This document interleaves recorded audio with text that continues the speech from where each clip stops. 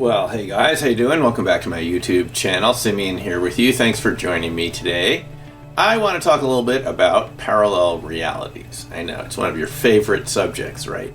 There have been some discussions recently that I've seen on Facebook and other places where people have this very dismissive attitude towards the whole idea of multiverses, parallel realities, and ideas that go in that sort of direction. And I just want to set the record straight here. There is increasing evidence for parallel realities, increasing interest in physicists studying this topic. And there's nothing really weird about it or strange. People have this sort of derisive attitude towards the whole topic as if it's kind of way out there, kind of strange. I think you know what I'm talking about. This comes up with the topic of UFOs a lot. And people say, this idea of alternate parallel realities, alternate dimensions, and so forth. It's just philosophy, it's metaphysics. There's no science behind it, and they dismiss it as some authors do in one or two sentences. But there's nothing could be farther from the truth.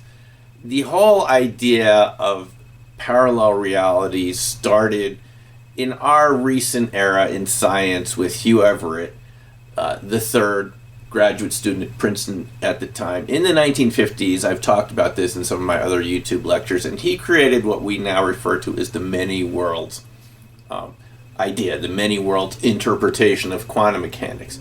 But you have to understand, calling it an interpretation is looking at it from the point of view of the existing Copenhagen concept of quantum mechanics, which says that there's only one reality which you and I are in, and even though the Schrödinger wave function describes many possibilities, many states of any group of subatomic particles, that those all kind of disappear once a measurement is made and we end up with this particular reality.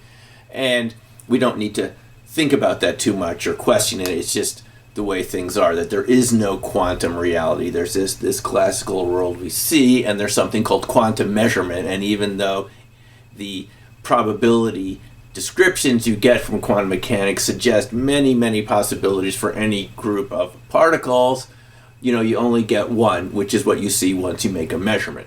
And some people refer to this as the disappearing worlds theory. But you really have to ask, if you're being scientifically honest, is where do the disappearing worlds go in quantum mechanics? And many people over the years have found that interpretation to be unsatisfying. Most recently, Sean Carroll in his book, Something Deeply Hidden, Quantum Realities and the Emergence of Space-Time, something like that. And in Something Deeply Hidden, Sean Carroll makes an argument that the many worlds interpretation originally created by Hugh Everett is actually the simplest interpretation of quantum mechanics. It's the most basic interpretation of quantum mechanics. In other words, that any time particles and systems interact, there's a whole wave of possibilities of what could be going on there. And even though we only perceive one version of that at any particular instance in time, it's because of our limited perception and our limited viewpoint on the entire process that we're a part of. After all, if you think about it, you and I are made up of particles and subatomic particles, right? That evolve in a kind of a wave function too. So you and I are also in superpositions. And even though we don't perceive ourselves in superpositions most of the time in our daily conscious life, we do have instances where we feel like we are in a superposition. I think you know what I'm talking about. If you've ever done any remote viewing, what I call resonant viewing, had any precognitive dreams, experiences of knowing something ahead of time that you had no linear or conscious way of explaining how you knew that. Those, to me, seem to be examples where you do get this kind of superposition effect in your own awareness. And that is kind of consistent with this many worlds approach. Now, even if you look at it from the point of view of what's going on with kind of formal, traditional science right now, scientists are looking, as I've mentioned recently, at the idea of a mirror universe, to explain this parity violation in neutrons. There are only left-handed neutrons with a left-handed spin, and we don't see the other right-handed spin neutrons, even though we see this with all other particles that we know about. And some scientists, including those working right now at Oak Ridge National Laboratories, which, by the way, used to be part of the Manhattan Project, was one of the central facilities for creating the atomic bomb, they've been looking at this parity violation and this sort of missing neutron scenario where we don't have the neutrons decaying at the proper rate that they should. They seem to be decaying a little too quickly, and some scientists think that they're actually sharing themselves with another parallel reality. They're popping into this other reality and coming back to ours very quickly. And experiments are actually being done right now to see where these missing neutrons are. And the interesting thing is it kind of connects to dark matter and this parallel neutron universe, which is actually in the same space where you and I are right now. It would hypothetically have 5 times as much matter as we have. It would actually explain what we call dark matter, which is something like 85% of our matter in our universe is unexplained, hidden, we can't see it. It has gravitational effects, but we don't interact with it in any other way. Anyway, the point I'm trying to make is that there are very rigorous scientific tests being done right now to determine if we are right next to parallel realities. There's also, events and phenomena at cosmological scales that scientists are looking at, unexplained neutrino emissions, things like that come from very far away in our universe, but don't seem to have any origin. Some scientists think maybe they're coming from a parallel reality.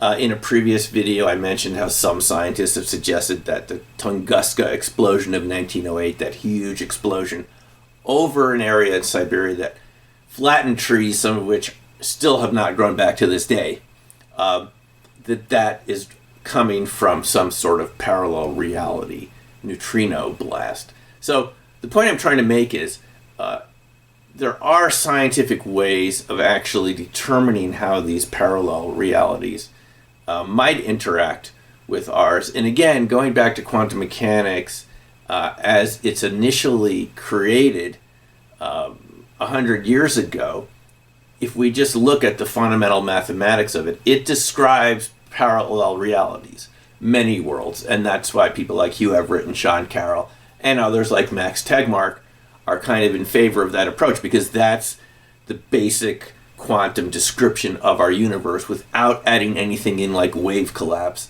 or any ad hoc ideas that have to be added in if you try to make it seem like there's nothing else going on. But the Schrödinger wave function describes many possibilities, and there isn't anything in physics that says that the other possibilities disappear. I think that they do show up.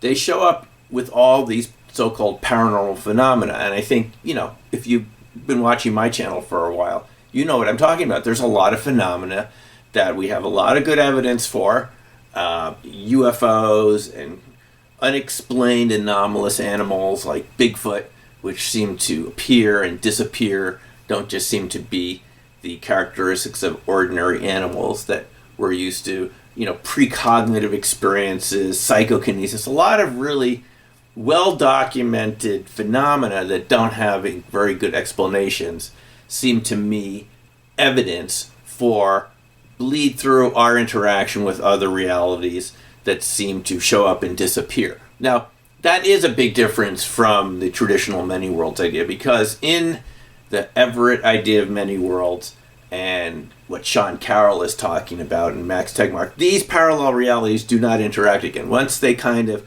split off from each other, they don't interact again. It's because the Schrödinger wave function and many other features of physics and quantum mechanics are linear. We can't allow these parallel realities to interact. But there are newer interpretations of many worlds. I've talked about some of them here. The many interacting worlds theory created by Howard Wiseman from Australia, and several other physicists have proposed that in fact, these parallel realities do interact very slightly.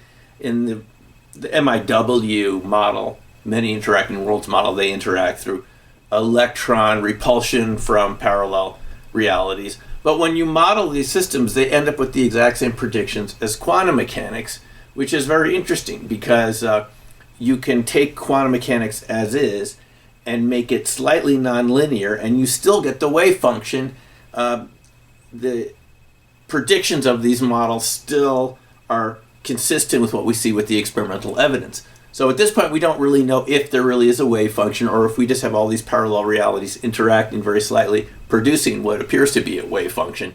But this nonlinear interpretation of quantum mechanics actually has a name. Going back several decades, Steven Weinberg called it the Everett phone. How about that, Everett phone? That these many worlds can communicate a little bit, and you could get a call from Everett in a parallel reality. So physicists are really talking about this, and that's really the point here, is this is actually a real serious debate, whether you do have many worlds, whether these many worlds even interact a bit, which seems to me would be consistent with what scientists are actually trying to determine now with maybe one parallel reality, the mirror neutron universe, or many parallel realities. And then you've got all these paranormal phenomena that you and I have been looking at, if you're familiar with my channel, that I think have very excellent scientific evidence to back them up. In some cases with remote viewing, like about 100 years of experiments that show that people can get non-local information at a much higher level of statistical significance than you would expect if they were just guessing. I wouldn't be doing all this for years with remote viewing if I didn't think it was effective, and have, I've seen people do amazing feats of description of things that they won't see for half an hour or an hour. So I think that sort of data is consistent with the Everett phone. But the point is, however this works out, I don't know exactly how it's going to work out, but I can tell you, I think this parallel reality idea has a strong theoretical basis in science, and good experiments are being designed right now to test whether these are possibly real or not.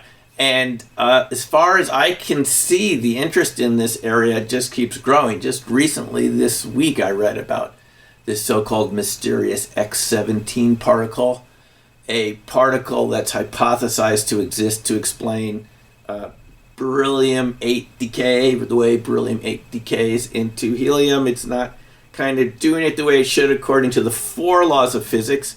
The particles are not diverging at 180 degrees, but kind of a different angle, 155 degrees. Well, why does that matter? Because it's this tiny discrepancy in the existing physics model that's going to show us that something else is going on.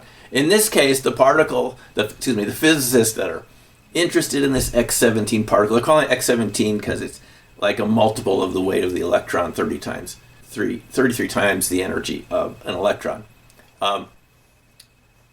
That these scientists actually speculate that there's a fifth force beyond the 4 laws that we're familiar with in physics. A fifth force that interacts with dark matter. So I think you can see where this is all going. Increasing interest in dark matter, possibly dark energy, new particles, new forces of physics, parallel realities.